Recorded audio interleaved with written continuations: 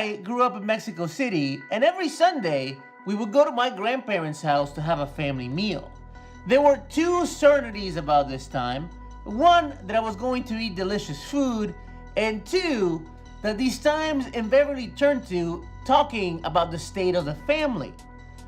We would talk about how an uncle or an aunt or a cousin, or sometimes all of them, made a dumb decision that they were now having to pay for. The children at the table would be spectators, would turn participants when my mom or my grandfather or my grandmother or an aunt or an uncle would turn to us and tell us to not make the same dumb mistakes.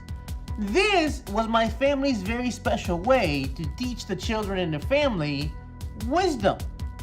They were trying to teach us from experience how to live a good life. And in essence, that's what wisdom is. Teachings from experience that guide us to live a good and unburdened life. Wisdom exists around the dinner table, in books. I mean, just look at the many thousands of results that we get when we type wisdom for life in Amazon.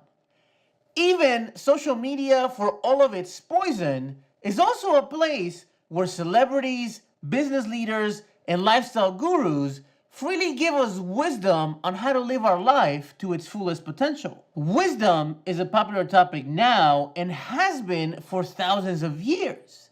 Yes, we know that the Bible has books of wisdom, but the Israelites did not corner the market on wisdom. Even their neighbors had some type of wisdom literature, and much like our wisdom today, ancient wisdom literature was focused on making good choices that led to a good life. But it has to be pointed out that there's a big difference between our modern wisdom, ancient wisdom, and biblical wisdom. Biblical wisdom is unique. The wisdom of the Bible is not based on making good decisions, but on making godly decisions. From the Bible's perspective, a good life is not just a prosperous, fulfilled, and enjoyable life, but a godly life. Not that wisdom literature in the Bible doesn't promote an enjoyable life. It does, but it promotes it from the perspective of us having the life that God wants us to have. From the three wisdom books in the Bible, Proverbs, Ecclesiastes, and Job, we learn that wisdom is tightly intertwined with our knowledge and understanding of God and His law. As the authors of these three books put it, wisdom begins and ends with the fear of the Lord. Job 28:28. And he said to the human race, the fear of the Lord, that is wisdom, and to shun evil is understanding. Proverbs 9:10 and 11. The fear of the Lord is the beginning of wisdom, and knowledge of the Holy One is understanding. For through wisdom your days will be many, and years will be added to your life. Ecclesiastes 12:11 through 13.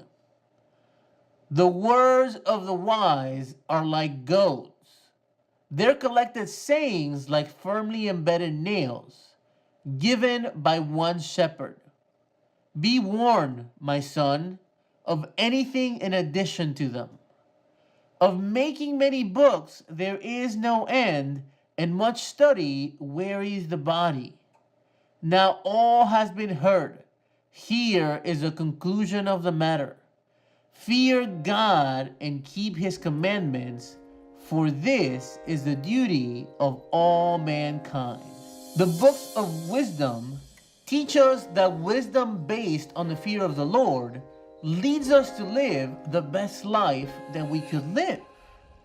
When we take a step back, this makes total sense, because God, as our creator, is the one that knows how we can fulfill our greatest potential.